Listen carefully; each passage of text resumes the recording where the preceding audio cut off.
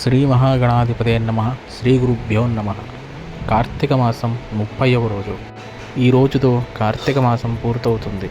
ఈ రోజు కూడా రోజులానే కార్తీక స్నానం, దానాలు చేయాలి.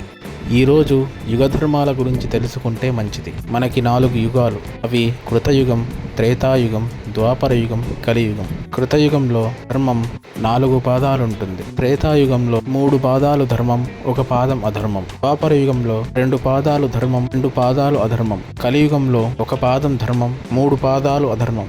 ఈ రోజు కథ. పూర్వం ఒకప్పుడు హరికేశుడు అని పేరు గల ఒక విప్రుడు ఉండేవాడు. అతనికి దైవభక్తి ఉన్నా కొంచెం నాస్తికవాదం చేసేవాడు. మనసులో దేవుడుంటే సరిపోతుంది, పూజలు అర్చనలు అవసరం లేదు అని చెప్పేవాడు. కానీ అతనికి పెద్దలంటే గౌరవం ఎక్కువ. అలా ఉండగా ఒకసారి హరికేశుడి దగ్గరికి నారదుడు వస్తాడు.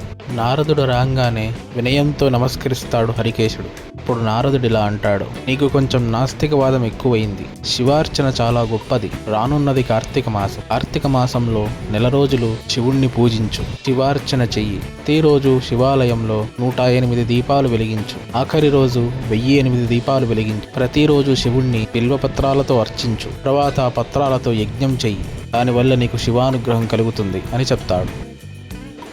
నారద మహర్షి మీద ఉన్న గౌరవంతో హరికేశుడు సరే అంటాడు. తర్వాత కార్తీక మాసం వస్తుంది. హరికేశుడు 1 రోజులు భక్తి శ్రద్ధలతోటి కార్తీక స్నానం చేస్తాడు. యథాశక్తి దానాలు చేస్తాడు. ప్రతిరోజు బిల్వదళాలతో శివుణ్ణి అర్చిస్తాడు. ప్రతిరోజు 108 దీపాలు వెలిగిస్తాడు. ఆఖరి రోజు 1008 దీపాలు వెలిగిస్తాడు.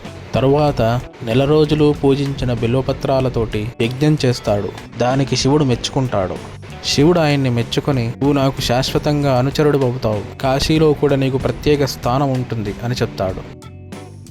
ఈ కథంతా వశిష్ఠుడు జనక మహారాజుకు చెప్తాడు. చెప్పి, ఇది కార్తీక మాస విశిష్టత, అందుకే దీనికంటే గొప్ప మాసం లేదు.